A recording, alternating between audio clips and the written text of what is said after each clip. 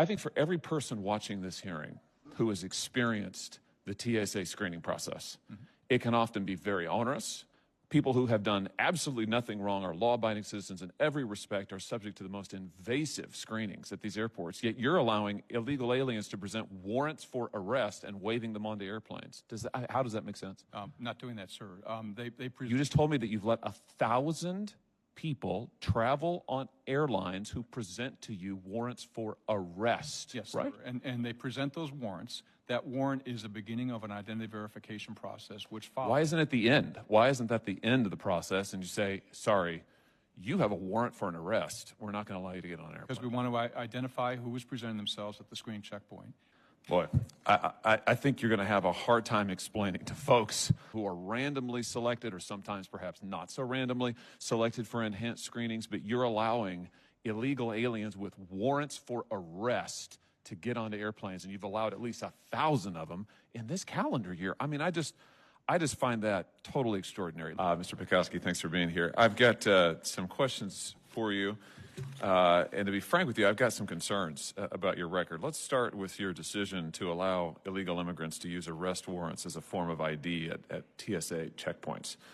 In response to a congressional inquiry on this, you responded, I'm going to quote you now, TSA established a process where it will accept certain DHS-issued forms for non-citizens and non-U.S. nationals who do not otherwise have acceptable forms of ID for presentation at security checkpoints. And then you went on to list the forms that TSA would accept that included a warrant for arrest of an alien, a warrant of removal or deportation, the order of release on recognizance, an order of supervision, a notice to appear, an arrival and departure form, which included a printout of an electronic record, or an alien booking record. Now, I wrote to you on January 31st of this year asking you about this. Have you responded to this letter yet?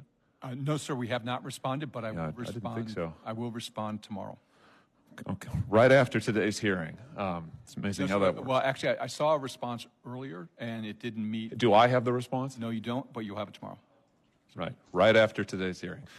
Maybe we should have more of these hearings. We may get more. Today, this is July, isn't it? I sent it to you in January. That's a very long time to respond to a letter that is 2.5 pages long. So let's just see if we can get some answers now. How many individuals have presented TSA with arrest warrants or deportation notices and were permitted to travel in this calendar year? Under 1,000, sir. How does this policy comport with 18 U.S.C. 1325, which criminalizes improper entry into the United States by an alien?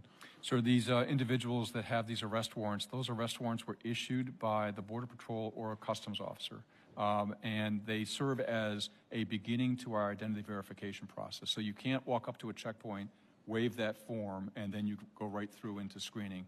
We go through a process to verify that you are the person that you claim to be, and that you are receiving the level of screening, which always includes enhanced screening when people don't have the proper identification. So if somebody who presents an arrest warrant is subject to an in-person interview with the airport's federal security director?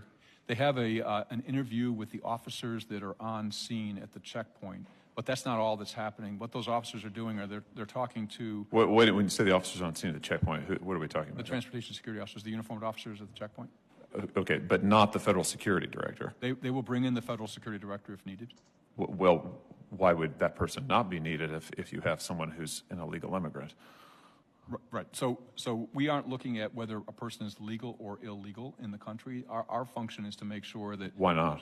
Because our role is to make sure that people that might pose a risk to transportation that's significant enough to either require enhanced screening or to not allow them to fly, that the proper... So your position is someone who is known to have violated the laws of the United States does not thereby need enhanced screening? You're not concerned about this person as a security threat? Sir, there are people every day that violate the laws of the United States that fly. We look for things that are related to transportation security. And you don't think someone who is by definition, somebody who presents a warrant for... Thanks for listening to News Variable.